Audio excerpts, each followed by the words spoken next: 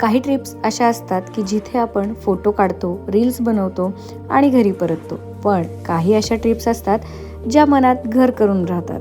आजचा ब्लॉग अशीच एक आठवण आहे. मैत्री, कुटुंब, बालपण आणि निसर्ग सगळं एकत्र घेऊन आलेली ही आमची नक्षत्रमची ट्रिप.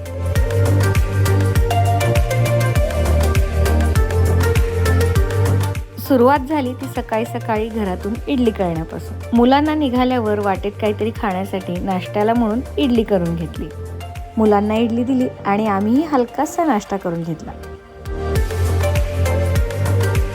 पुण्याहून पुढे आलो आणि शहर मागे पडत गेलं. पुढे दिसायला लागले ते मोकळे रस्ते, हिरवे डोंगर. इतकी सुंदर जागा दिसत होती आणि फोटो काढले नाहीत असं तर होणार नाही, त्यामुळे आम्ही एका स्पॉटला थांबलो, थोडेफार फोटो व्हिडिओज घेतले आणि मग पुढे निघालो.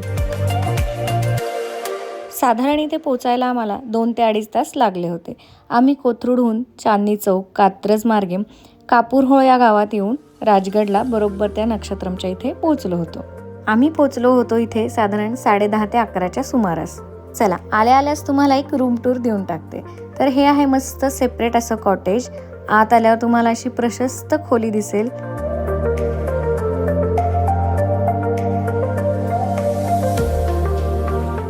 तर हा आहे असा मस्त पॅसेज, जिथे वॉशरूम्स आहेत, ते पण अगदी क्लीन आहेत.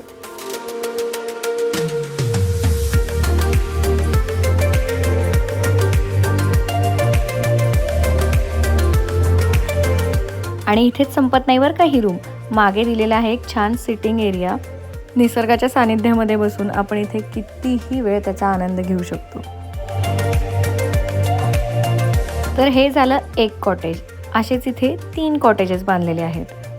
तिन्ही कॉटेज सेम पद्धतीने बांधलेले आहेत, असेच मोठे आणि प्रशस्त. तर हे आहे नक्षत्रम, राजगड जवळ वसलेलं निसर्गाच्या कुशीतलं एक शांत आणि रम्य ठिकाण. पुढे मी या व्हिडिओमध्ये तुम्हाला नक्षत्रमचे जे 3 कॉटेजेस आहेत आणि आजूबाजूचा परिसर जो आहे तो दाखवणार आहे. व्हिडिओ शेवटपर्यंत नक्की बघा. बॅग वगैरे ठेवून फ्रेश होऊन आम्ही पोहोचलो प्ले एरियामध्ये. बाजूला 3 कॉटेजेस आणि मध्ये हा प्ले एरिया. खूप छान छान खेळ त्यांनी इथे ठेवलेले आहेत. उनो म्हणा, चेस म्हणा, बॅट बॉल, वेगवेगळ्या प्रकारचे खेळ इथे त्यांनी ऑलरेडी ठेवलेले आहेत. आणि बरेचसे वेगवेगळे पुस्तकं पण इथे आहेत. छान अशी ही प्रशस्त जागा आणि वेगवेगळे खेळणीचे प्रकार बघून आपल्याला मुलांकडे लक्ष द्यायची गरज पण पडत नाही. आता वेळ झाली होती जेवणाची. सोबत लहान मुलं असल्यामुळे आम्ही कमी तिखटाचं वरण, भेंडीची भाजी, भात, पोळी असं लहान मुलांसाठी मेन्यू ठरवला होता. आणि मोठ्यांसाठी हा असा छान मेनू होता. मस्तपैकी गरम गरम शिरा पण त्यांनी दिला होता, सॅलेड, ताक, गरम गरम आणि अगदी घरच्यासारखं जेवण इथं होतं. निवांत असा आम्ही या जेवणाचा आस्वाद घेतला. या दुपारच्या वेळेमध्ये श्वान महाराजांचं जेवण आणि आराम दोन्ही पण चालला होता. जेवण झालं, थोडाफार गप्पा झाल्या. चला तर मग आता तुम्हाला दाखवते हे 3 कॉटेजेस, आजूबाजूचा परिसर कसा आहे ते. सुरुवातीला जे आहे ते किचन आहे आणि पुढे गेल्यावर हे 3 कॉटेजेस. बरं, गंमत काय माहिती का, ह्या 3 कॉटेजेसना त्यांनी नक्षत्रांची नावं दिलेली आहेत. जसं की एक आहे अश्लेषा, अनुराधा.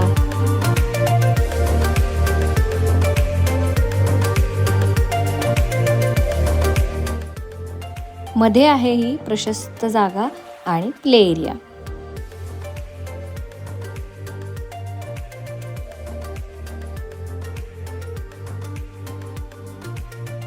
आता सगळे पुन्हा एकदा जमले होते तीच गंमत आणि मजा करण्यासाठी. सुरुवात झाली होती ती क्रिकेटपासून. ओजस्वीचं स्टंप म्हणा, बॉल म्हणा, बॅट सगळं काही आम्ही नेलं होतं, पण तिथं देखील ते अवेलेबल होतं. लहान मुलं सोबत असली ना की त्यांना पळवायला फार मजा येते. बॉल गेला की आण बॉल, इकडे बॉल गेला आण बॉल, आणि ते देखील आपल्याला मदत करतात. हे बघा, हे आमचे छोटे क्रिकेटर. आता मस्तपैकी वेळ होती सनसेटची आणि फोटो काढले नाहीत असं तर होणार नाही. क्रिकेट नंतर डिमांड होती संगीत खुर्ची, त्यामुळे सुरुवात झाली संगीत खुर्चीला. आणि हो, एक सांगायचं राहिलंच, तिथं स्पीकर पण आहे बरं का. मस्त संध्याकाळच्या वेळेला गाणे लावून वगैरे आपण एन्जॉय करू शकतो.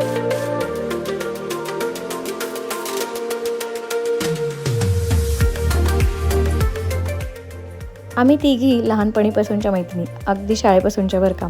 आज वेगवेगळ्या आयुष्यात वेगवेगळ्या जबाबदाऱ्यांत आहोत, पण अशा काही छोट्याशा भेटी, ट्रिप्स या आठवण करून देतात की खरी मैत्री कधीच बदलत नाही. आता आमची मुलं पण एकत्र खेळताना राहणं, पाहणं हे एकदम सगळ्यात बोनस पॉईंट आहे माहिती का. तुमच्या पण आयुष्यात असे कोणते मित्रमैत्रिणी असतील तर कॉमेंटमध्ये नक्की त्यांना टॅग करा.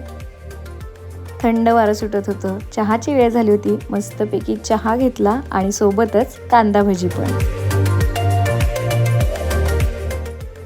रात्री सगळीकडे लाईट्स लागल्यावर असं काहीसं सुंदर दिसत होतं हे दृश्य. बरं, फक्त क्रिकेट आणि संगीत खुर्ची खेळून मन भरेल का? लहानांचं काय किंवा मोठ्यांचं काय? आणि पुढच्या नवीन गेमसाठी सगळे पुन्हा एकदा लाईनमध्ये तयार झाले.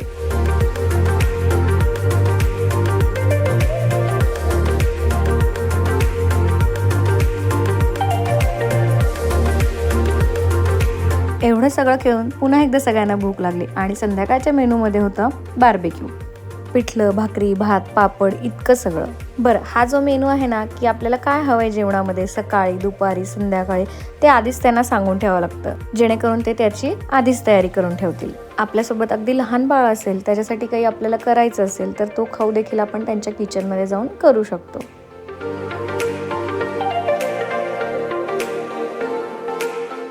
पुन्हा एकदा पेटपूजा करून आम्ही तयार होतो पुढच्या खेळासाठी. रात्र खूप झाली होती, थंडी वाढत होती, त्यामुळे हे गेम्स आता पुढचे आम्ही आज जाऊन खेळलो. सुप्रभात. तर झालेली आहे दुसऱ्या दिवशीची सकाळ आणि हे बघा निसर्गरम्य दृश्य.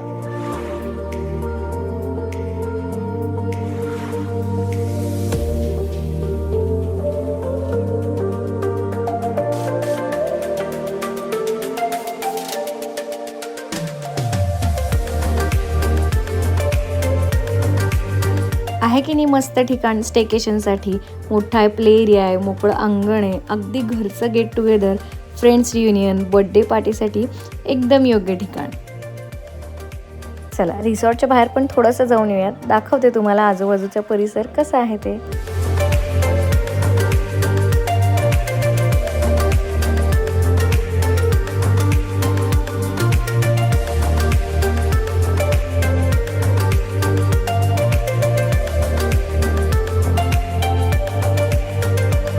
तर नाश्त्याला केली होती छान अशी मिसळ, लुसलुशीत पाव, मस्त अशी मिसळ मोठ्यांसाठी. तर लहान मुलांसाठी आम्ही कमी तिखटाचे पोहे सांगितले होते. पोटभर मिसळ खाल्ली आणि छान असा नाश्ता झाला.